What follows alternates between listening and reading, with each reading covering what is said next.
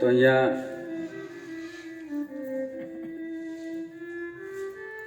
મણિભાઈ જેમનું દુઃખદ નિધન થયેલું છે,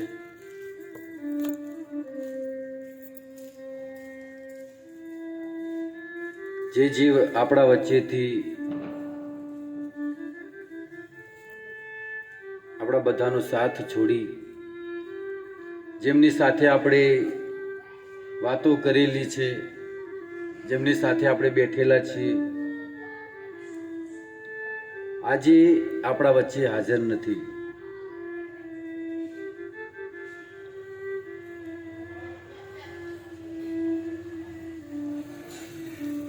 કોઈ જીવ, કોઈ સંબંધી, કોઈ પરિવારજન જ્યારે આપણા વચ્ચેથી જતું હોય છે, આપણા ઉપર જ્યારે જેમ પહાડ તૂટી પડ્યો હોય, આબ તૂટી પડ્યું હોય, અને ઘરનો મોભી જ્યારે આપણને છોડીને જાય છે તો એમ લાગે છે કે જાણે ઘરનું છત તૂટી ગયું આપણું. પણ ભગવાનની ઈચ્છાની સામે ભગવાને જે દરેક વ્યક્તિને જે શ્વાસ નક્કી કર્યા છે વિધાતા દ્વારા, કે વ્યક્તિ જ્યારે જન્મ લે છે એની સાથે ને સાથે એ વ્યક્તિ કેટલા શ્વાસ જીવશે ત્યાં સુધી પણ વિધાતા દ્વારા એના લેખ લખાયેલા હોય છે. અને જ્યારે એ લેખ પૂરા થાય, અર્થાત કોઈ વ્યક્તિ 5 કરોડ શ્વાસ જીવવાનો છે તો 5 કરોડ એક નહીં થાય. કોઈ વ્યક્તિનું આયુષ્ય 5 કરોડ શ્વાસનું લખેલું છે તો 5 કરોડ એક પણ વધારાનો શ્વાસ એ વ્યક્તિ, એ જીવાત્મા લઈ નથી શકતો. હવે એ 5 કરોડમાં છેલ્લો શ્વાસ કઈ જગ્યાએ પૂરો થશે? શું એ 5 કરોડમાં છેલ્લા શ્વાસે આપણે ઘરે હશું, ક્યાંય નોકરી હશું, ક્યાંય ટ્રાવેલિંગ કરી રહ્યા છું?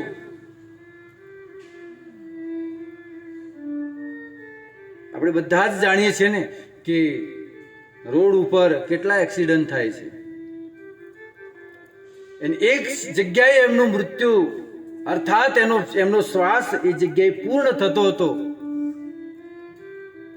બસ એક ખાલી ક્ષણ લાગે છે એક્સિડન્ટ થવામાં, ત્યાં જ આપણો સંસાર ત્યાં પૂરો થઈ જાય છે. એટલે કોઈ નિશ્ચિત નથી કે આપણે કઈ જગ્યાએ, કઈ ક્ષણે, કયા સ્થાને આપણું મૃત્યુ લખેલું છે, કોઈ જાણતું નથી. ઘણી વાર તો બે મિત્રો જ્યારે અલગ પડે અને એ બે મિત્રોમાંથી એક મિત્રનું જ્યારે મૃત્યુ થાય છે તો ગામમાંથી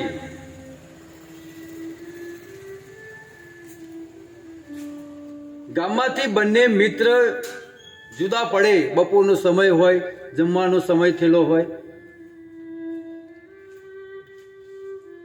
અને જ્યારે બંને જણ પોતપોતાના ઘરે જાય છે અને થોડી જ વાર પછી એને સમાચાર મળે છે કે મારા મિત્રનું મૃત્યુ થયું છે.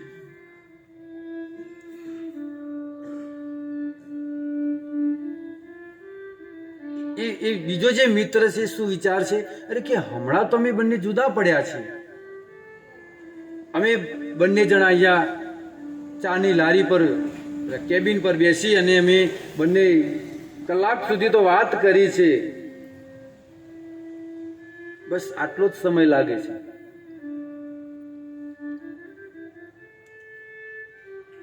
કોઈનું મૃત્યુ કઈ જગ્યાએ નિશ્ચિત ભગવાને કરેલું છે કોઈ જાણતું નથી. આપણા જીવનમાં સુખ આવશે એ નક્કી નથી, દુઃખ આવશે એ પણ નક્કી નથી, પણ એક વાર ભગવાનના ઘરેથી તેડું આવશે એ 100%ની વાત છે, એ નિશ્ચિત છે. હવે જે આપણે સાથે નથી લઈ જવાનું, જે નથી જાણતા કે શાયદ આપણા સાથે આવશે કે નહીં, અને આપણે એ તો જાણીએ છીએ કે કોઈ લઈ તો જતું જ નથી,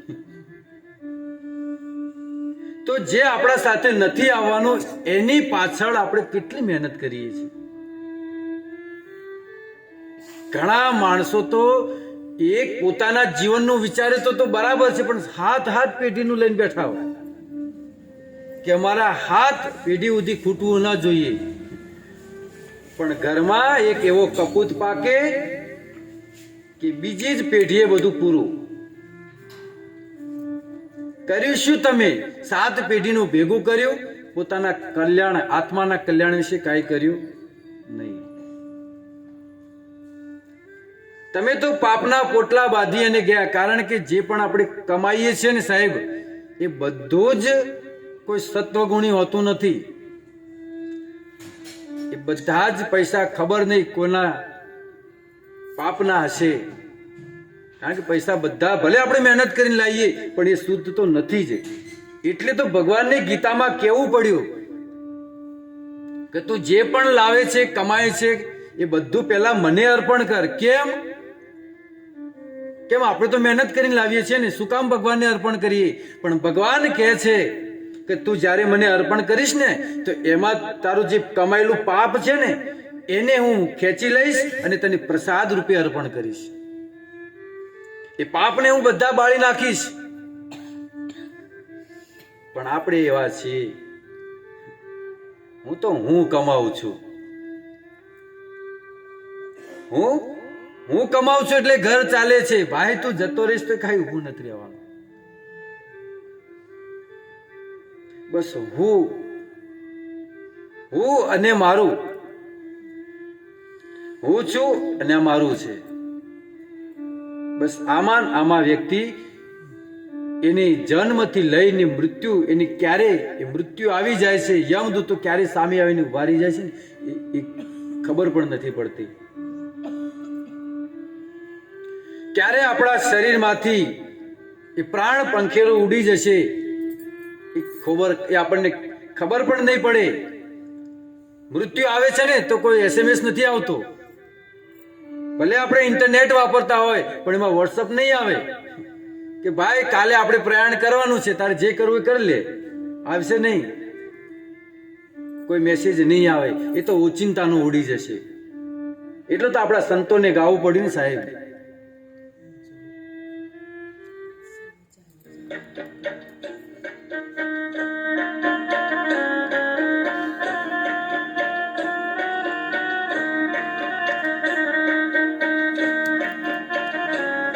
બંને હાથ તાળી પાડી અને બધા સાથ આપજો. કોણ જાણી શકે કાળને રે, સવારે કાલ કેવું થાશે. કોણ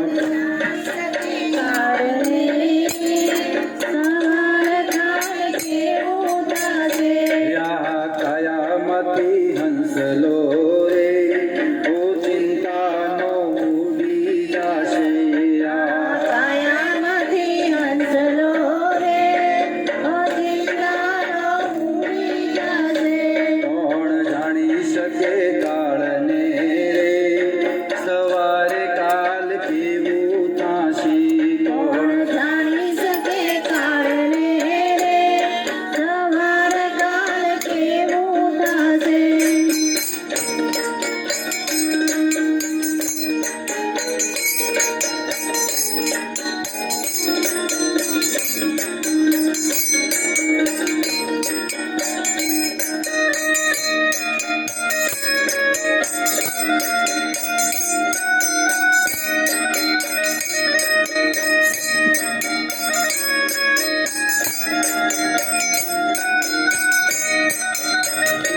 તારા મોટા મોટા બંગલા રે, મોટર રે ગાડી વાળી. તારા મોટા મોટા બંગલા રે, મોટર રે ગાડી વાળી. એ બધી માયા મોડી મેલીને ખાલી હાથે જાવું પડશે.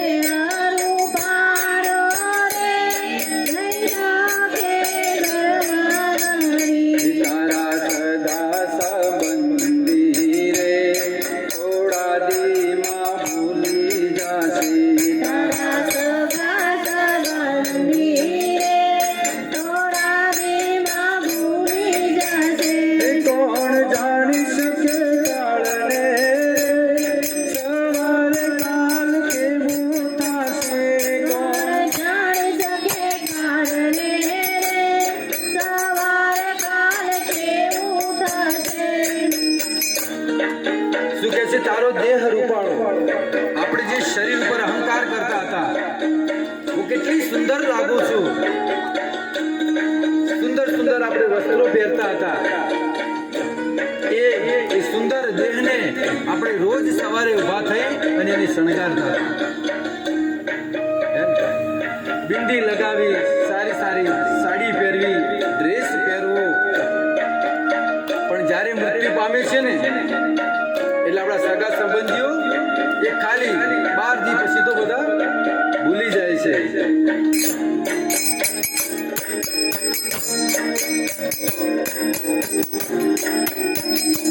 તારી સાચી ખોટી વાણી રે મારી આ જગમાઈ, તારી સાચી ખોટી વાણી રે મારી આ જગમાઈ. તારો પંખીડાનો માળો રે પલકમાં વિખાઈ જાશે, તારો પંખીડાનો માળો રે પલકમાં વિખાઈ જાશે. કોણ જાણી શકે કાળને રે સવારે કાલ કેવું થશે, કોણ જાણી શકે કાળને રે સવારે કાલ કેવું થશે. તો આપણા સંતો કહે છે કે આ કાયામાંથી અંશલો ઓચિંતાનો કેવા નહીં રે આપણને. એ તો જ્યારે એનો સમય આવશે ને, ત્યાં શરીરને મૂકી અને નીકળી જશે. તો આ ભજનમાંથી બોધ આપણે શું લેવાનો છે? એ જ છે કે જ્યાર સુધી આ જીવ આ શરીરની અંદર છે, આ સુંદર શરીરની અંદર, ત્યાં સુધી શું કરવાનું છે? ભગવાનનું ભજન. છેલ્લી કડીમાં કીધું છે કે ભગવાન સાથે તું સંબંધ બાંધી લે. તે આ સંસાર સાથે તો બહુ સંબંધ બાંધ્યા, જે ખોટા સંબંધ છે, અમુક તો સ્વાર્થના હતા, પણ એના સાથે તું પોતાનો બનીને રહ્યો, પોતાના બનાવ્યા. પણ એ બધા સગા સંબંધીઓ થોડા દીમાં કોઈ યાદ નથી રાખતું સાહેબ. ઘડીક દુઃખ થાય છે આપણને, એવું નથી કે દુઃખ નથી થતું, દુઃખ તો થાય જ છે, કારણ કે આપણા ઘરમાં રહ્યા છે, આપણી સાથે રહ્યા છે, આપણા પિતાશ્રી છે, કેમ દુઃખ તો ન થાય? પણ સમય જતા, કારણ કે આ પ્રકૃતિ છે ને, એ પ્રકૃતિ દિન પર દિન, જેવી રીતે આપણે નાના હતા ક્યારે મોટા થઈ ગયા ખબર ન પડી. ખબર પડી? આપણા, અરે એ તો જવા દો, પણ આપણી આંગળીના જે નખ છે ને એ પણ વધે છે. કોઈને ખબર પડે છે? પણ વધે છે હે ને? આપણું જ છોકરું આપણા ઘરની, આપણી નજર સામે ક્યારે મોટું થઈ જાય છે ખબર નથી રહેતી સાહેબ. આપણી હાથમાં જ છે ને, કાપીએ ત્યારે ખબર પડે કે આ વધ્યા છે, પણ ક્યારે વધે ખબર રહેતી નથી. એટલા માટે જ્યાર સુધી આ શરીરની અંદર આ જીવાત્મા છે ત્યાં સુધી હરિ ભજી લ્યો, ભગવાનનું ભજન કરી લ્યો. કારણ કે જેનો જન્મ થયો છે એનું મૃત્યુ નિશ્ચિત છે. એક વાત તો સત્ય છે કે આપણે જવું તો પડશે જ. તો ગરુડ પુરાણ આપણે અહીંયા પ્રારંભ કરીએ. ગરુડજી આખા વિશ્વનું ભ્રમણ કરીને આવે છે. ભગવાનને કહે છે કે હે પ્રભુ, હું તમારી કૃપાથી સમસ્ત લોકોનું ભ્રમણ કરું છું. કોની કૃપાથી? હે પ્રભુ, તમારી કૃપાથી હું સમસ્ત લોકોનું ભ્રમણ કરું છું. હું પૃથ્વી લોકમાં ગયો, સ્વર્ગ લોકમાં ગયો, બ્રહ્મ લોકમાં પણ ગયો, પરંતુ આ જે પૃથ્વી લોક છે ને એ પ્રાણીઓથી પરિપૂર્ણ છે. અર્થાત આ પૃથ્વી પર પ્રાણીઓ ઘણા બધા છે, કેટલી જાતની યોનિઓ છે, પણ પ્રભુ એ બધી જ યોનિઓમાંથી જે મનુષ્ય યોનિ જે છે એ મોક્ષનો શુભ આશ્રય છે. અર્થાત કે મનુષ્યના શરીરમાં જ આપણે મોક્ષ પ્રાપ્ત કરી શકીએ. આ કોણ કહે છે? ગરુડજી કહે છે. કોને કહે છે? ભગવાનને કહે છે. પ્રભુ હું બધી જગ્યાએ જઈને આવ્યો છું, બધે ફરીને આવ્યો, અને કેટલાય પ્રકારની યોનિઓને પણ જોઈ, પણ એ પૃથ્વીમાં જે મનુષ્ય યોનિ જે છે એ મનુષ્ય યોનિ એની અંદર ભગવત પ્રાપ્તિ થઈ શકે છે. એ મનુષ્ય યોનિ આપણને મળી છે, આપણે એનો શું લાભ લઈએ છીએ? કારણ કે આપણે રસ્તા પર બેઠા છીએ એટલે જો ધ્યાન નહીં આવે તો આ કલાકનો લાભ નહીં મળે. રસ્તા પર બેઠા છે એટલે બધા આવતા જતા હોય. હવે આપણે બધાને ધ્યાન રાખવાની જરૂર નથી કોણ જાય છે અને કોણ આવે છે. આપણી ચિંતા એ છે કે આ અહીંથી કેમ નીકળ્યો, લે કોઈ દિવસ અહીંથી નીકળ્યો નતો પણ હા આજ કેમ નીકળ્યો. ભલે જતા જવા દો, આપણે અહીંયા સત્સંગમાં બેઠા છીએ, એક અનમોલ વસ્તુ આપણને અહીંયા પ્રાપ્ત થઈ રહી છે. આગળ રામજી સ્વયં કહે છે, ભગવાન શ્રી રામચંદ્રજી પોતે કહે છે કે આપણને જે આ દેહ મળ્યો છે ને કેટલો દુર્લભ છે. તો મનુષ્ય યોનિ ફરીથી પાછી 4.5 કરોડ વર્ષ પછી મળે છે. મનુષ્ય યોનિ આ જે શરીર મળ્યું છે ને, હવે જો આ શરીરમાં આપણે ભક્તિ નહીં કરીએ તો ફરીથી આ શરીર ક્યારે મળશે? 4.5 કરોડ વર્ષ વીતી જશે ને પછી. આ ગરુડ પુરાણ પ્રમાણ છે આનું. તમારે જોવું હોય તો હું તમને વાંચવું હોય તો વંચાઈ દઈશ. તો કે છે કે 4.5 કરોડ વર્ષ પછી આપણને આ મનુષ્ય દેહ મળે છે. પણ એ દેહનો આપણે શું ઉપયોગ કરીએ છીએ? એનાથી આપણે શું લાભ લીધો?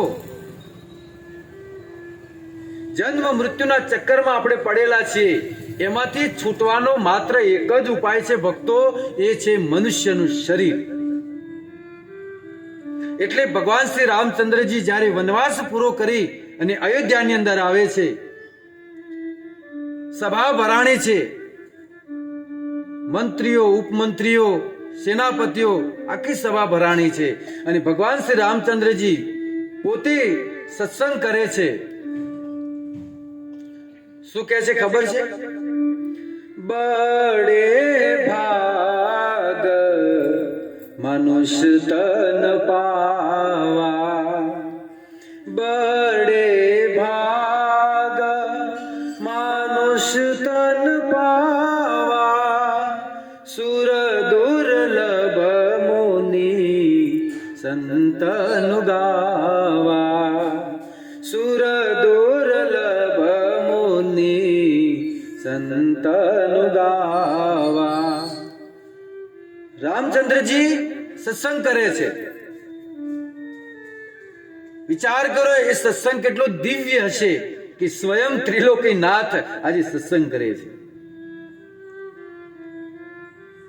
સાધારણ કથાકાર પણ જો કથા કરતા હોય ને તો એમાં કેટલા લોકો હોય, કેટલા ધ્યાનથી સાંભળતા હોય, પણ જ્યારે સ્વયં ભગવાન કથા કરતા હોય, વિચાર કરો એ સત્સંગ કેટલો દિવ્ય હશે. તો ભગવાન કહે છે બડે ભાગ મનુષ્ય તન પાવા, સુર દુર્લભ મુનિ સંતનું ગાવા. બહુ ભાગ્યથી, સૌભાગ્યથી આ મનુષ્યનું તન એટલે શરીર, આ જીવાત્માને મનુષ્યનું શરીર મળે છે. કેવી રીતે? બડે ભાગ. આપણને તો ખબર નથી, આપણને મળી ગયું છે. કારણ કે કોઈ વસ્તુ આપણને એમને મળી જાય ને એટલે એની કિંમત નથી હોતી. સમજણ પડે છે? સેલ લાગ્યો હોય, એક સાડી સાથે એક સાડી ફ્રી હોય એટલે બીજી સાડીની કિંમત આપણને ખબર ન પડે સાહેબ, પણ એ જ સાડીના જ્યારે પૈસા ભરવા પડે ને, મોંઘી પડી ત્યારે ખબર પડે છે. તો આ શરીર આપણને જે મળી ગયું છે એમનું એમ કિંમત નથી. એટલે આપણે શામાં ઉપયોગ કરીએ છીએ આનો? પીઝા ખાવામાં, ચાઇનીઝ ખાવામાં, ફાસ્ટ ફૂડ ખાવામાં, સંસારનો સડેલો કચરો. આ તો ભક્તો આ શરીર છે, આ ડસ્ટબિન નથી, આ કચરા પેટી છે કે જે હોય આપણે આમાં નાખીએ છીએ. આ શરીરની અંદર ભગવાન પરમાત્મા રૂપે બેઠેલા છે અને એની અંદર આપણે ઈંડા નાખીએ, કાંદા લસણ નાખીએ, હે ને, ચા ઉપર નાખીએ. ભગવાન કે વાહ મારા ભગત, તું કેવો અભિષેક કરે છે. હવાર હવાર ગરમ ગરમ ચા ને બિસ્કિટ જતું હોય, ભગવાન અંદર બેઠેલા હોય છે. વાહ મારા ભગત, મેં તને શા માટે મોકલ્યો તો ને તું શું કરી રહ્યો છે. દેવતાઓને પણ દુર્લભ છે આ મનુષ્ય શરીર. પાણી અત્યારે રહેવાય, કોઈને નથી પીવું પાણી. કારણ કે જો બે કલાક આપણે જો તરસ્યા ન રહી શકતા હોય ને તો આ ભગવાને અહીંયા તપસ્યા કરવાનું કીધું છે. એ તપસ્યા થશે કેવી રીતે, હે ને? તો એનો ઉપયોગ શું કર્યો શરીરનો? ખરાબ રસ્તે લઈ જવામાં, કોઈની નિંદા સાંભળવામાં, કોઈની નિંદા કરવામાં. આ હા, જે નિંદાનો રસ મારી માતાઓને પડતો હોય, એ વખતે જો ગુલાબ જાંબુ આલ્યા ને તો કે હમણાં તું રહેવાય દે, આ રસ બહુ મીઠો લાગે છે. નિંદા રસ, જે રસ હોય એમાં. અને માથે અત્યારે તો ઠીક છે, બધી સગવડો થઈ ગઈ છે, ઘરમાં ઘરે ઘરે નળ આવી ગયા છે અને કાંઈ ચાર લેવાય જવું પડતું નહીં. બાકી તમે જો ગામડે ચાર લેવા ગયા હોય ખેતરમાં, માથે મોટો ભારો હોય અને રસ્તામાં જો કોઈ નવરી બાઈ મળી ગઈ અને એના સાથે લાગી ગયા એટલે એની ખબર ન પડે કે મારા માથે ભારો છે, ખબર ન પડે. અને પછી નિંદા પૂરી થઈ જાય એટલે ઘરે જાય એટલે પેલા ઘર વાળા પર ગરમ થાય. પણ તને કીધું તું કોને ત્યાં રસ્તામાં ઉભું રહેવાનું? શામાં ઉપયોગ કરી છે શરીરનો? તો કે છે નિંદાઓમાં, ખરાબ ખરાબ વસ્તુઓ ખાવામાં. તો આ જે મનુષ્ય શરીર મળ્યું છે એના ગુણ કોણ ગાય છે? સુર દુર્લભ મુનિ સંત લોકો કહે છે કે જેને આ મનુષ્યનું શરીર મળ્યું છે ને વાસ્તવમાં સૌભાગ્યશાળી છે.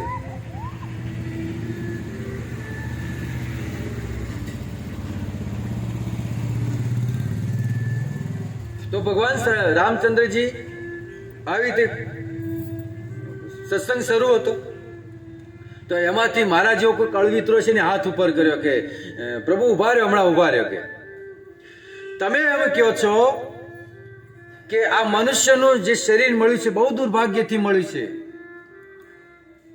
અરે સૌભાગ્યથી મળ્યું છે. બડે ભાગ મનુષ્ય તન પાવા, બહુ સૌભાગ્યથી મળ્યું છે, બહુ કિંમતી છે, મોંઘો છે. મનુષ્યનો દેહ ફરી ફરીને નહીં મળે. ભજનમાં ઘણું ગાઈ ગાઈને થાકી ગયા, પણ એ મોંઘો છે કઈ રીતે એ જરા મને કહો. કઈ રીતે આ મનુષ્યનો દેહ મોંઘો છે? ત્યારે ભગવાન શ્રી રામચંદ્રજી કહે છે, સાધન ધામ મોક્ષ કર દ્વારા, સાધન ધામ મોક્ષ કર દ્વારા, સુર દુર્લભ મુનિ સંતનો ગાવા. શું કે છે? સાધન ધામ મોક્ષ કર દ્વારા આ મનુષ્યના શરીરની અંદર સાધના થઈ શકે છે, ભક્તિ થઈ શકે છે, માળા થઈ શકે છે, અને એકાદશી વ્રત થઈ શકે છે. આ બધું જ કયા શરીરમાં ઉપલબ્ધ છે? કૂતરાના, મનુષ્યના શરીરની અંદર. હવે તમને એક પૂછો કે કોઈ કૂતરો હોય અહીંયા આવીને બેસી જાય, તમે બેસવા દેશો એને? પણ ભણેલો હશે તો બેસવા દેશો ને? અહીંથી જે કહેવામાં આવી રહ્યું છે એને સમજણમાં આવશે? કૂતરાને સમજણમાં આવશે? ભણેલો તો આવે સમજણમાં, કારણ કે આપણે બોલાય છે તરત નથી આવતો. પણ અહીંથી જે કહેવામાં આવી રહ્યું છે એ પોતાના જીવનમાં ઉતારી શકશે પોતાના જીવનમાં. કે અહીંયા પ્રભુજી 2 કલાક કથા કરી હતી અને આવી 2 કલાક 3 દિવસ કરી. હવે કાલેથી તો ધન્યાણા ચોકડી પહોંચી જવું છે, જગન્નાથજીના દર્શન કરવા અને મંદિરમાં બેસીને 2 માળા કરીને આવવું છે. કૂતરો વિચારી શકશે આવું? આમ કૂતરો માળા ભળાઈને હરે કૃષ્ણ કૃષ્ણ કૃષ્ણ હરે કરી શકશે? નહીં કરી શકે. એ સુલભ માત્ર ને માત્ર મનુષ્ય શરીરમાં જ ઉપલબ્ધ છે. એટલા માટે ભગવાને કીધું કે આ મનુષ્યનું જે દેહ મળ્યું છે એ બડે ભાગ માનુષ્ય તન પાવા. તો જો આપણે આ મનુષ્ય શરીરની અંદર ભક્તિ નહીં કરીએ, ભજન નહીં કરીએ, તો એક સમયે આપણને આ મોક્ષના દ્વારેથી પાછા કાઢશે. ત્યાં તો પૂછાશે ને, ભાઈ તું કેટલું ભજન કર્યું બતાવો. ત્યારે આપણે કહીશું હું તો ઘણા રૂપિયા કમાણો છું બેંકમાં. એ ભલે પડ્યા, ભક્તિ રૂપી ધન તું કેટલું કમાણો, ત્યાં તો એ ધન ચેકિંગ થશે ને. એક સાધારણ આપણે ભારત દેશ છોડી અને અમેરિકામાં જવું હોય ને, તો આ દેશનું નાણું ત્યાં નથી ચાલતું. ચાલે છે તો ત્યાં કેવી રીતે ચાલશે?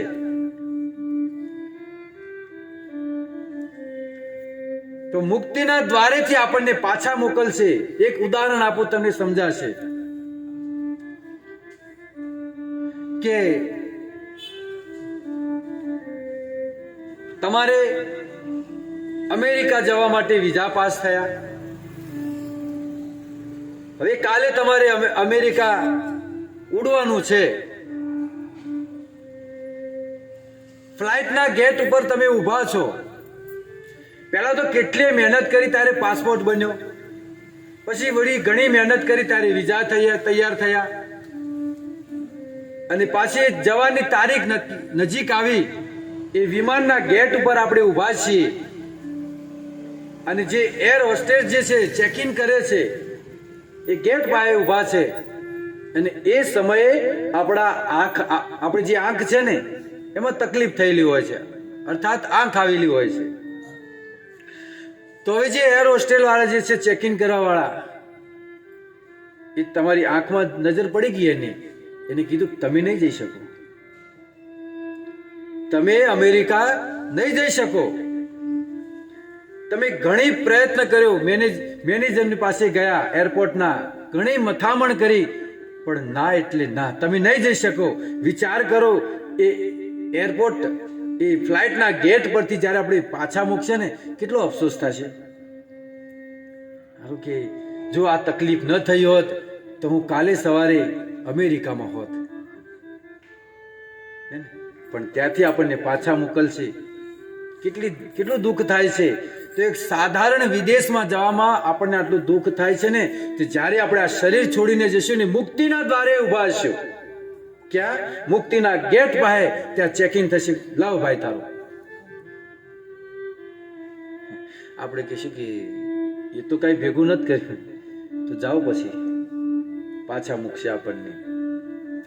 પછી સુરદાસજી કહે છે, મન પસ્તાય હે જબ અવસર બીતે. અવસર વીતી ગયો. આ મનુષ્યનું જે શરીર મળ્યું છે આપણે ગુમાવી નાખ્યું આમ ને આમ. આહાર નિંદ્રા ભય મૈથુનમ ચ સામાન્યત એ પશુ ભૈર નરાણામ.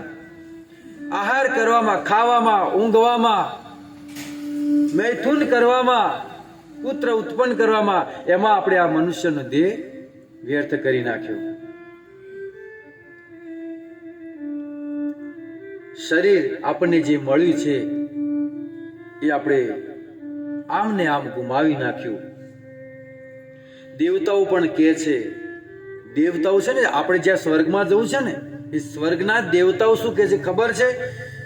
દેવતાઓ કહે છે, ગાયંતી દેવા અખિલ ગીત ગાની ધન્યાસ્તુ એ ભારત ભૂમિ ભાગે. જેને મનુષ્યનો દેહ મળ્યો છે, અને એમાંય પાછો ભારત ભૂમિ જેવી પવિત્ર ભૂમિ, જે સાધુઓની ભૂમિ છે, એમાં જેને જન્મ મળ્યો છે, કેટલા સૌભાગ્યશાળી છે. આ દેવતાઓ કહે છે. પણ આપણે આવા કીડા મકોડા જેમ બની ગયા, દેવતાઓ પણ વિચાર કરતા છે કે અરે અમારે મનુષ્યનું શરીર પ્રાપ્ત કરવું છે. ભગવાનને પ્રાર્થના કરે છે કે હે ગોવિંદ, અમને પણ આ મનુષ્યનો દેહ આપ, તો અમે ભજન કરીને તારા ધામમાં આવીએ. અમારે હવે સ્વર્ગમાં નથી રહેવું, અને આપણે ન્યા જવું છે. ફોટા આગળ લખીએ છીએ ને સ્વર્ગવાસ. એ સ્વર્ગવાસ લખવું એ પણ એક ગાળ બરાબર છે. આ સ્પષ્ટ કહું છું આજે, કારણ કે સ્વર્ગમાં ગયા પછી પણ અહીંયા ક્ષીણે પુણ્યમ મૃત્યુ લોકમ વિશંતિ. જ્યારે પુણ્ય પૂરા થાય છે ને ત્યાં એ પણ લાત મારી કાઢી મૂકે છે. નીકળેથી હડેલા, આ તો તારા પુણ્ય હતા એટલે એ ટકવા દીધો ને, તારા જેવાનું કામ શું છે અહીં? હવે વિચાર કરો, આપણે કેવા છે અને દેવતાઓ કેવા છે, અને ત્યાં જઈને આપણે ભીડ જમા કરીએ શું કરે પછી? એ વારંવાર હવારમાં ઉઠીને પહેલા એ ચોપડો ગોતો, આના પુણ્ય પૂરો થાય એટલે ધક્કો મારજો પહેલા. વાત સમજાય છે? એક ઉદાહરણ સમજાવું. આપણે કોકના ઘરે ગયા હોય મહેમાન ગતિ, એટલે સવારે જે દિવસે ગયા હોય એ દિવસે તો શીરો બને, બે શાક બને, પરાઠા બને, પાપડ બને, દાળ ભાત, આહા આખી થાળી ભરેલી હોય. પણ સાંજે એમાંથી અડધું થઈ જાય પછી. બીજા દિવસે શાક રોટલી દાળ ભાત જ 4 વસ્તુ જ હોય, પાપડે બંધ થઈ ગયો. અને બીજા દિવસે સાંજે જો ખીચડી આપે ને તો સમજી લેવાનું કે હવે નીકળો અહીંથી. સમજણ પડે છે? બીજા દિવસે ખીચડી આવી જાય થાળીમાં એટલે કે નહીં ઘરવાળા કે તમે નીકળો, પણ આપણે સમજી જવાનું કે હવે થાળીમાં ખીચડી આવી છે, હવે નીકળો અહીંથી. પણ ઘણા તો એવા હોય અઠવાડિયું ધામા નાખે ત્યાં. એટલે દેવતાઓ, આ એક સામાન્ય માણસ પણ જો રાખવા આપણને તૈયાર નથી તો એ દેવતાઓ આપણને કેવી રીતે રાખશે? આપણે આપણા સંબંધી સગાના ત્યાં ગયા હોય તો એ પણ આપણને ખટવતા નથી, તો દેવતાઓ કેમ આપણને સહન કરી શકે? એ દેવતાઓ આપણને કહે છે ખરેખર આ લોકોની ભારત ભૂમિ, વાત ખબર પડે છે? ભારત ભૂમિમાં પાકિસ્તાનમાં મળે શું કરતા હોત? બાળપણથી જ ભલે એને પકડતા ન આવતું પણ ઉભા તો રાખે જ, જોવા બેટા જુઓ આગળ જઈને તમારે આ જ કરવાનું છે. મુર્ગીની શીખવાડવામાં આવે છે સાહેબ. વિચાર કરો ક્યારે છૂટશે, કયા ભવે છૂટશે? આપણે તો સૌભાગ્યશાળી છે ને. તમને એક વાત કરું, આપણે કેટલા સૌભાગ્યશાળી છે તમને ખબર જ નહીં હોય. અહીંયા ભગવાન કપિલનો જન્મ થયો છે, ખબર છે કઈ જગ્યાએ? કેટલા લોકોને ખબર છે? આ તકલીફ છે આપણી. તકલીફ આપણી આ જ છે. સિદ્ધપુરની અંદર ભગવાન કપિલનો જન્મ થયો છે. અમારા ઇસ્કોન સંસ્થાના વિદેશી લોકો, અમેરિકાથી, રશિયનથી, ઇંગ્લેન્ડથી એ લોકો અહીંયા દર્શન કરવા આવે છે. હવે ન્યા ખબર છે બોલો કે ભગવાન કપિલનો જન્મ થયો છે? આપણને 30 કિલોમીટરમાં ખબર નથી. કેમ? રુચિ જ નથી ધર્મમાં. મને ખાવા મળે છે ને 2 ટાઈમ, બસ ઘણું થઈ ગયું. હું, મારો પરિવાર, મારી પત્ની, મારા બાળકો, મારી ગાડી, મારું ઘર, બસ દુનિયા જાય. કેટલું દુર્ભાગ્ય છે આપણું. ભગવાન કપિલ સાક્ષાત અનંત કોટી બ્રહ્માંડનો નાથ અહીંયા જન્મ લીધો છે. એના શેઢા પાડોશી છે આપણે, પણ આપણે તો એટલા શેઢા વાઢવાના સંબંધ રાખ્યા નહીં. એક નેનો શેઢો હોય, 2 ખેતર વચ્ચે થોડો વધારે વઢાઈ ગયો તો હવાર તો દાંતેડો ઉડતા હોય. શેનો વાઢ્યો? તું વાઢી છે ને જ હોય, પણ હવે આવતી વખત તું વાઢી લેજે, બીજું શું. પણ ના, એમાં ને એમાં તો મર્ડર થઈ ગયેલા એના દાખલા છે, ખબર છે? મર્ડર થઈ ગયા ખાલી શેઢા વાઢવામાં. કેવું આપણે જીવન કીડા મકોડા જેવું કરી નાખ્યું છે. ભગવાનને કયા કામ માટે મોકલ્યા છે ને આપણે શું કરી રહ્યા છે?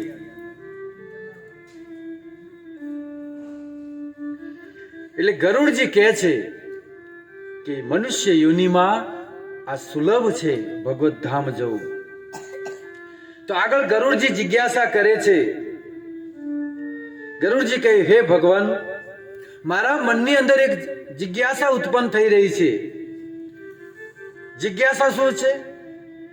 કે પ્રભુ આ મૃત્યુ શું છે? આ મૃત્યુ કઈ બલા છે? આ કેવી વિચિત્રતા છે કે જેની વિધિપૂર્વક ક્રિયાઓ નથી થતી, એમની દુર્ગતિ કેમ થાય છે? કોઈનું મૃત્યુ થયું હોય અને વિધિવાર જો ક્રિયાઓ ન થાય ને તો એ વ્યક્તિની દુર્ગતિ થાય છે. અને આવો જ પ્રશ્ન ભાગવતમાં પરીક્ષિત મહારાજને પણ થયો હતો કે છે મહર્ષે એતત વિચિત્રમ લોકમ કથમિતિ. આ જીવાત્માની વિભિન્ન ભૌતિક ગતિ કેમ પ્રાપ્ત થાય છે?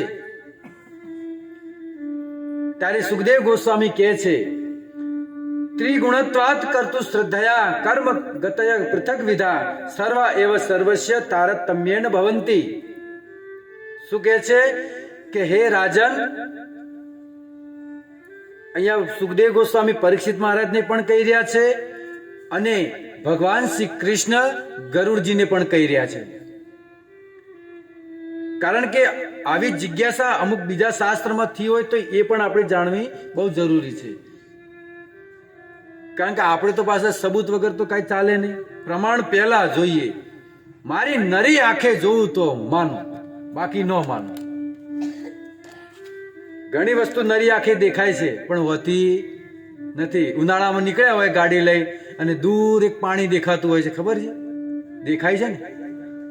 ન દેખાતું કેજો, દેખાય છે ને પણ છે. વાત સમજાય છે? એટલે ઘણી વખતે નરી આંખે જોયેલી પણ વસ્તુ સત્ય હોતી નથી. એટલે ઘણા લોકો કહે છે કે ભાઈ અમે તો આ જન્મ મૃત્યુના ચક્કર ને આ સ્વર્ગ ને નરક આગળ આવશે, અમે તો એમાં કાંઈ માનતા નથી, બધું અહીંયા જ છે, મારા ઘરમાં જ છે બધું. કારણ ઘરમાં દશા ભાઈની એવી જ હોય, નરક જેવું ઘર બનાવીને. પણ વાતે સાચી છે, બિચારો શું કરે. એક ભાઈ ઘરેથી બિચારો કંટાળી અને એક સ્મશાન હશે તો ત્યાં જઈને બેઠેલો, તો સ્મશાનમાંથી એક ચુડેલ આવી બહાર, અને ચુડેલ આવી અને એની સામે આમ જોર જોરથી હસવા લાગી. વાળ છૂટા કર્યા, મોટા મોટા દાંત વતાવ્યા, મોટા મોટા નખ નામ વિકરાળ રૂપ કાઢી અને હા હા હા કરવા લાગી. ઓલો શાંતિથી બેઠો હતો. એટલે ઓલી ચુડેલને વિચાર થયો કે આવું રૂપ જો હું કોઈ વ્યક્તિ સામે કરું તો એ તો મરી જ જાય, એટક આવી જાય, પણ આને કઈ ફરક જ પડતો નથી. એટલે વિચારીને ઓલી જિજ્ઞાસા થઈ કે પૂછવા દે આને છે શું. કે ભાઈ તને બીક નથી લાગતી? કે ના. કે હું ચુડેલ છું, તને બીક નથી લાગતી? કે ના. કેમ? તારાથી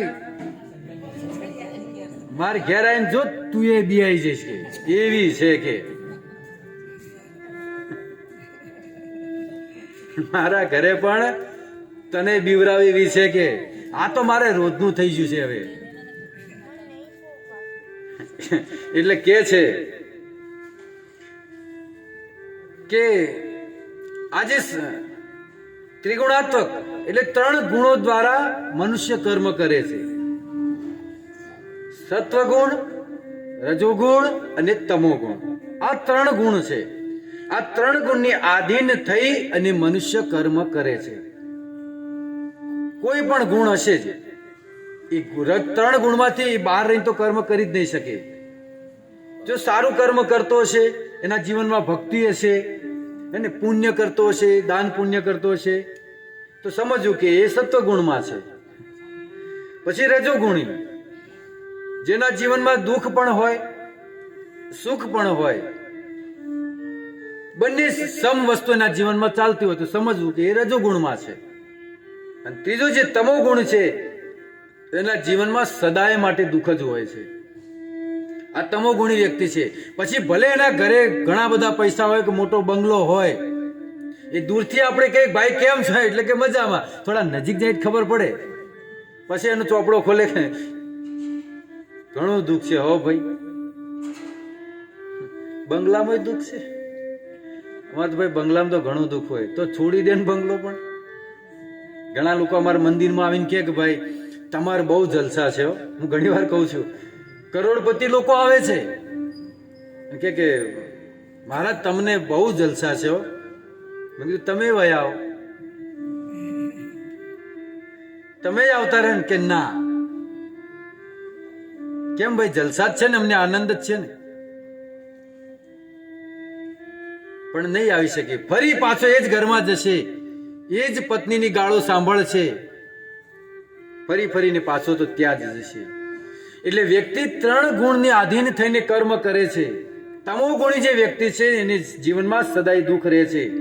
એટલા માટે કહે છે કે જે વ્યક્તિ જેવા કર્મ કરે છે એવું એને ફળ પ્રાપ્ત થાય છે.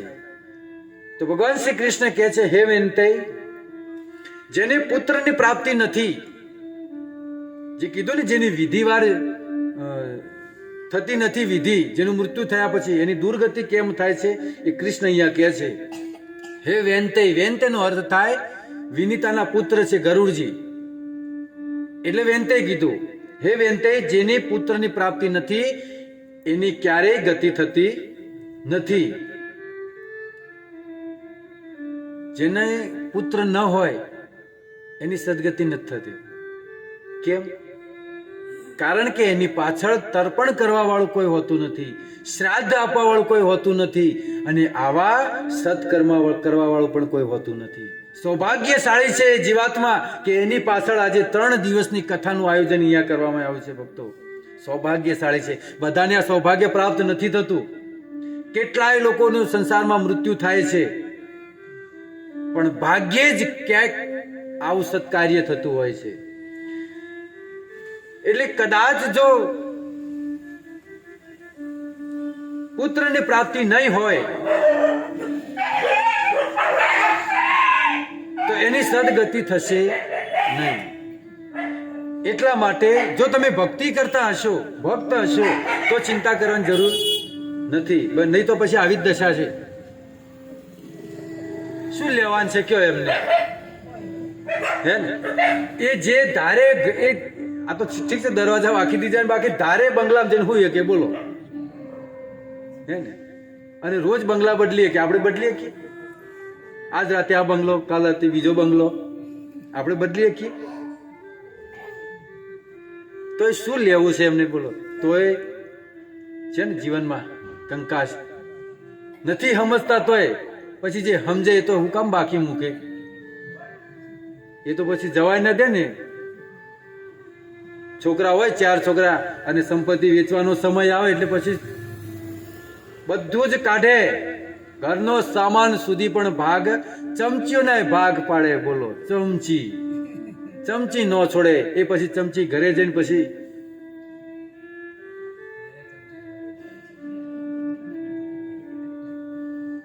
વિચાર કરો, પછી સમજે તો શું કામ મૂકે?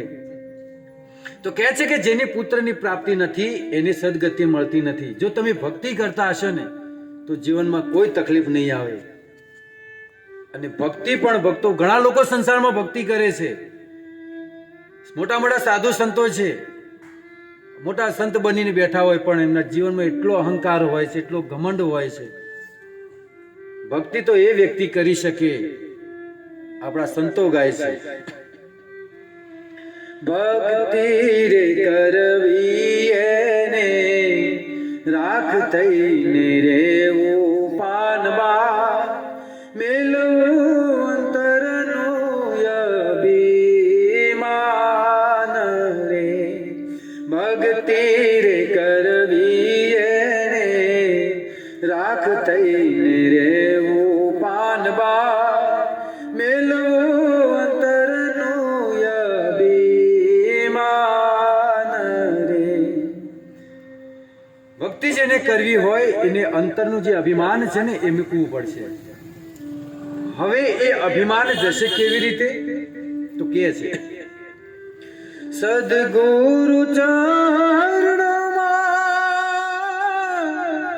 શીશ નમાવીને કર જોડી લાગુ એને પાય રે. સદગુરુ ચરણો જે શોભશે એ સદગુરુ કહેશે કે ભાઈ આવી રીતે ભક્તિ થાય. અંતરનું અભિમાન મૂકવું પડશે. ઘણા તો જાતિ પાતિનો અભિમાન હોય છે, ભાઈ હું તો બ્રાહ્મણ, હું ફલાણો, હું આ. પણ બધું જ પાનબાઈ કહે છે, બધું અહીંયા મૂકવું પડશે. પાનબાઈ ને બધું સમજાવે છે,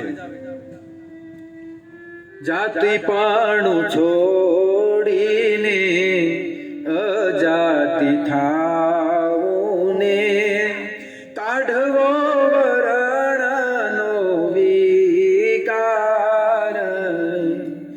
જાતિ પાણું છોડીને અજાતિ થાવું ને કાઢ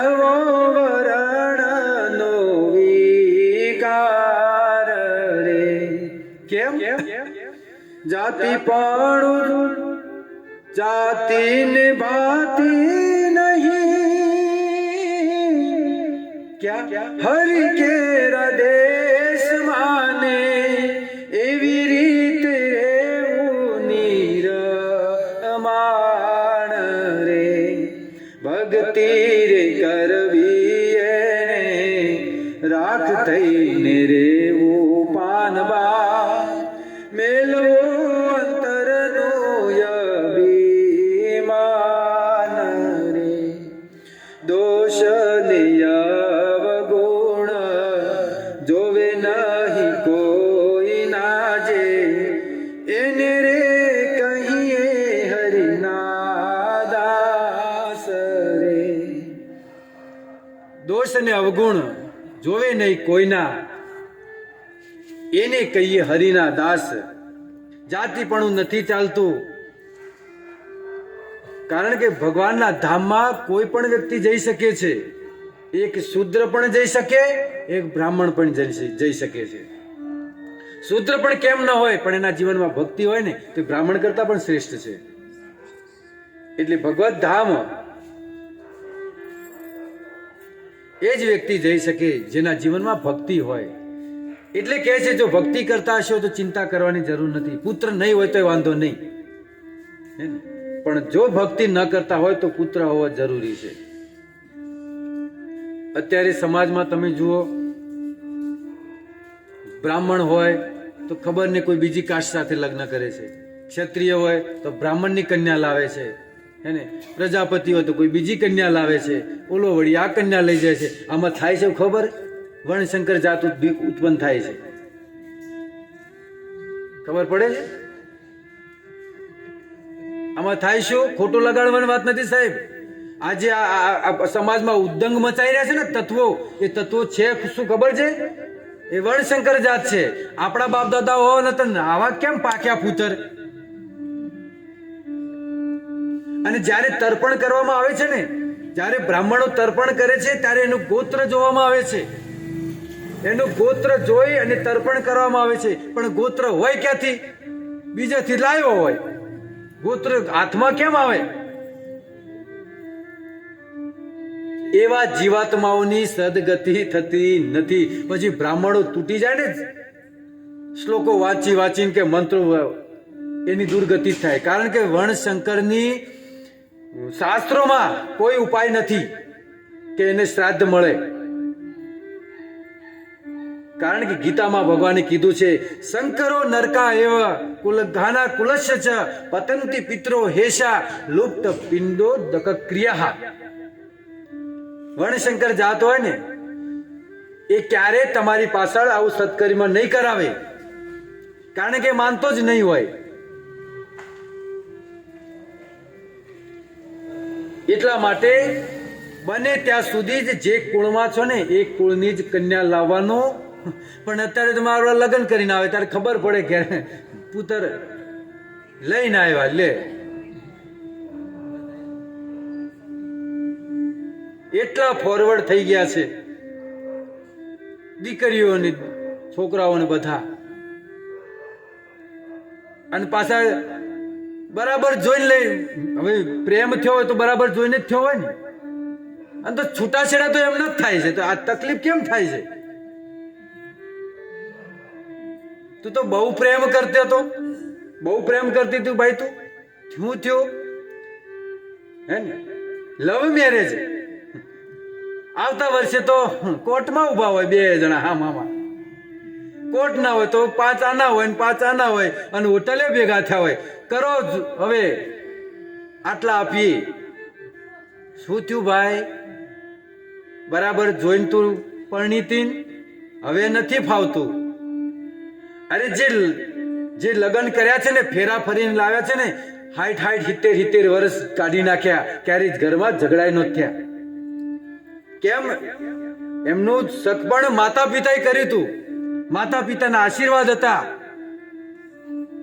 અને તમે જે જાતે કરો છો એમાં માતા પિતાની ખુશી નથી હોતી, એટલે એ લગ્ન જીવન ક્યારે સફળ થશે નહીં, ક્યારે નહીં થાય. કારણ કે માતા પિતાના આશીર્વાદ નથી હોતા. એ યજ્ઞની અંદર જે મંત્ર બોલાય છે બ્રાહ્મણો દ્વારા, જે વિધિ એ હોતી નથી. એટલા માટે કહે છે કે યોગ્ય સંસ્કાર દ્વારા પુત્રની પ્રાપ્તિ કરવી જોઈએ.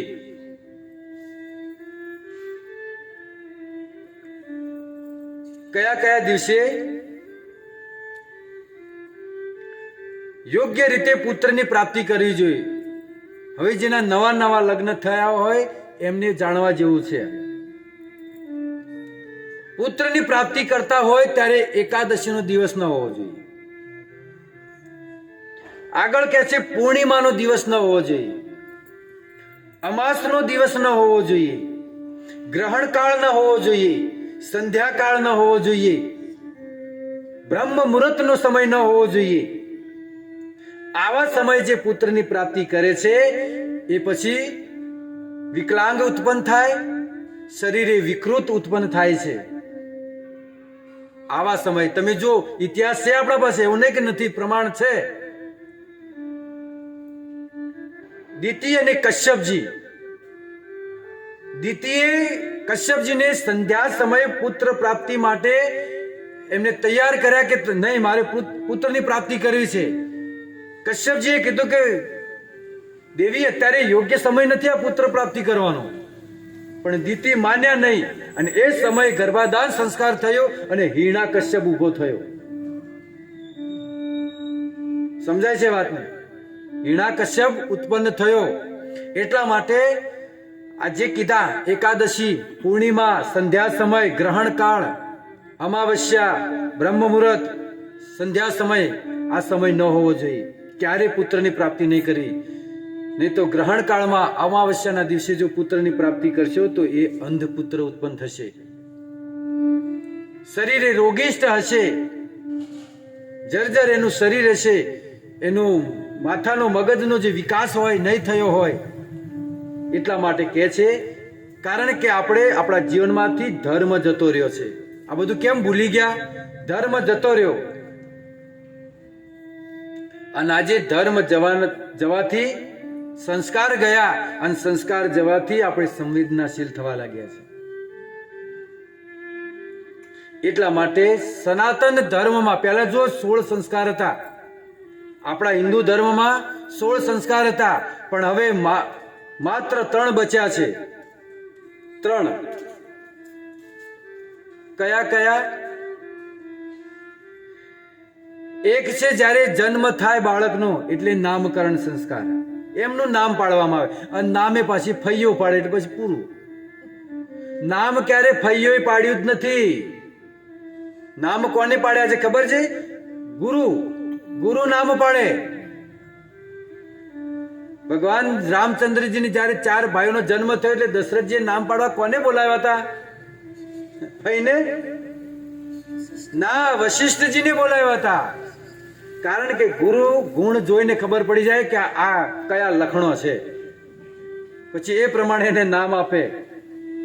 બાકી આપણે તો ફઈ નામ પાડી ગયા હોય લક્ષ્મી દેવી, પણ લક્ષ્મીનું એક ગુણ એમાં જો હોય તો નામ હોય પુરુષોત્તમ.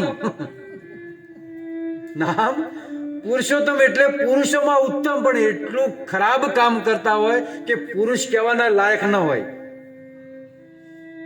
કેમ? એટલા માટે નામકરણ સંસ્કાર વધ્યા છે, વિવાહ સંસ્કાર. અને વિવાહ સંસ્કાર હવે ધીરે ધીરે એ પણ હવે લુપ્ત થઈ રહ્યો છે. અને છેલ્લો સંસ્કાર જે છે એ આપણે મજબૂરીમાં કરવો પડે છે, એ છે અંતિમ સંસ્કાર. શું કરીએ? કરવો પડે. ક્યાં જઈએ? એટલે 3 સંસ્કાર વધ્યા છે. કયા કયા? બોલો હવે. નામકરણ, પછી અંતિમ સંસ્કાર. આ 3 સંસ્કાર વધ્યા છે. એટલા માટે કહે છે કે યોગ્ય ગર્ભાધાન સંસ્કાર થવું જોઈએ. બાળકને સંસ્કાર ગર્ભથી આપવા જોઈએ. બાળકને સંસ્કાર ગર્ભથી આપવા જોઈએ. કંટાળો નથી આવતો ને? કારણ કે અમુક શું અમને ખબર પડવા માંડે કે હવે પૂરું કરવાનો સમય આવી ગયો છે, એક પેડ કરી લ્યો. હવે અમુક ચહેરા કહી દે અને પાછા બેઠાય છે બધા ઢાળમાં, એટલે કમર પર વજન વધારે આવે પાછો. આ સાચી વાત છે. તમે આમ ઢાળમાં બેસો ને કમરમાં તકલીફ પડશે.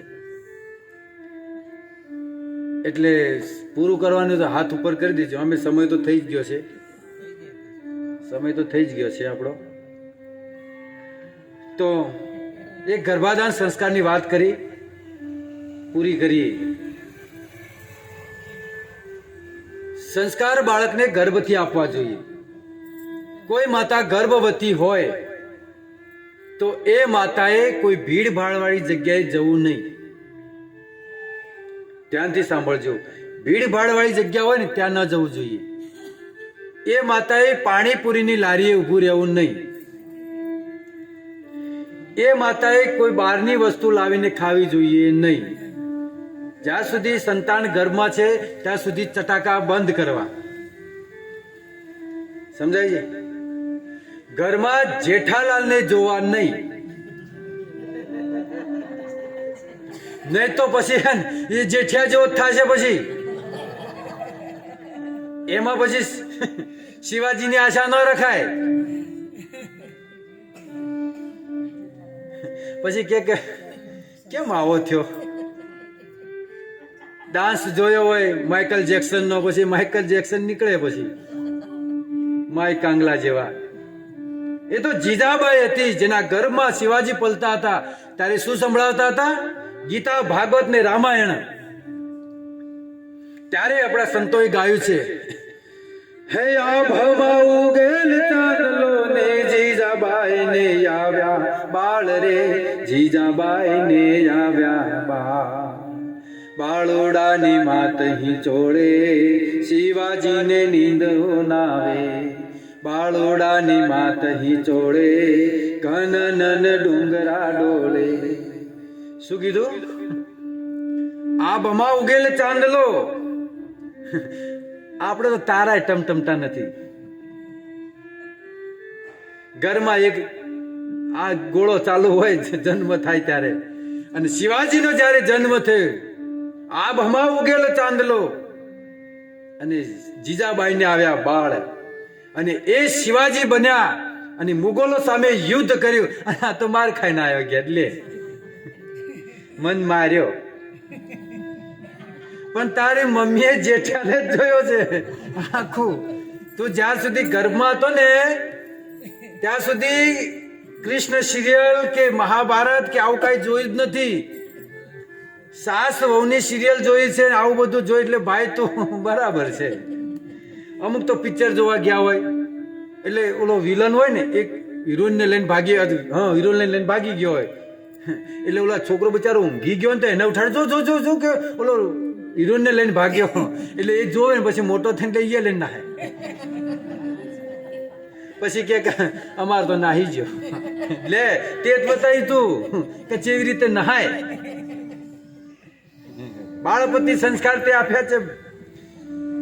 પુત્ર ઉપર સંસ્કાર માતા આપે છે, કારણ કે પિતા તો ઘરે રહેતા નથી. પૂરેપૂરું ઉત્તરદાયિત્વ માતાનું હોય છે. એટલે માતાએ જ્યારે પોતાના ગર્ભની અંદર સંતાન હોય ત્યારે બધા નીતિ નિયમ પાળવો જોઈએ. ખાવા પીવામાં બધું ધ્યાન. તમે પાણીપુરીને આવું તીખી વસ્તુ ખાવ છો ને તો અંદર એલું જે બાળક છે ને કાંપી જાય છે. તમે મેંદાવાળી આઈટમ ખાવ છો ને એ પેટમાં ચોંટે છે, એમાં જીવાત પડે છે, અને એ જીવાત એ અંદર રહેલા બાળકને ડંખ મારે છે. તમે જો જ્યારે બાળકનો જન્મ થાય છે ને આખા શરીર ફૂડક્યા જેવું હોય છે, જોયું છે. કેમ? તકલીફ એ જ છે, ખાવામાં ધ્યાન નથી રાખ્યું. સાત્વિક ભોજન. અને છેલ્લે એક વાત કહી દઉં કે પુત્રનો જન્મ સસુરાલમાં થવો જોઈએ, પિયરમાં નહીં. સમજણ પડે છે? નહીં તો મોટો થાય ને એમ જ કે મોમાન ઘેર જ જવું છે. મારે તો મોમાન ઘેર જ જવું છે, એમ નહીં કે મારે ફઈના ઘેર જવું છે. કારણ કે ઓલો પક્ષ મજબૂત થઈ જાય છે સાહેબ. આપણા કુળના જો ગુણ બાળકમાં રેડવા હોય તો એ બાળકનો જન્મ સસુરાલમાં જ થવો જોઈએ, પિયરમાં નહીં. માતાઓ સમજી લેજો. એટલા માટે કહે છે કે કામ વશ થઈ અને પુત્રની ઉત્પન્ન ન કરવી જોઈએ. પુત્રની ઉત્પન્ન ભગવાનનું નામ લેતા લેતા પુત્રનો જન્મ કરાવવો જોઈએ, ગર્ભાધાન સંસ્કાર કરવો જોઈએ. તો અહીંયા આપણે કથાના પાન હતા 5, પણ કેટલા પત્યા ખબર છે? બીજું જ પાન હજી પૂરું થયું છે. ઠીક છે, જેમ જેમ આગળ લેતા રહીશું. તો અહીંયા આપણે કથાની વિરામ આપીએ છીએ. કે જા સાહેબ.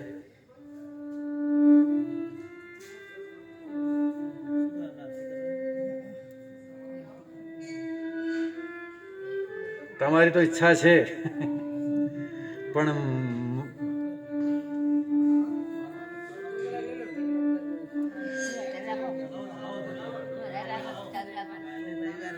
મારે કાલ રવિવારનો પ્રોગ્રામ છે. આટલું જોરથી ત્યાં બોલવાનું છે 2 કલાક બપોરે.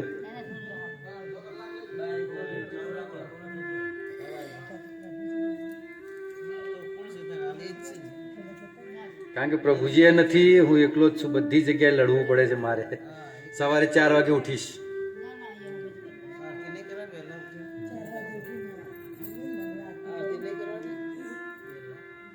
કાલે થોડું વધારે લઈ લેશું. ક્ષમા ચાહું છું. હરે કૃષ્ણ. જય શીલ પ્રભુપાદ.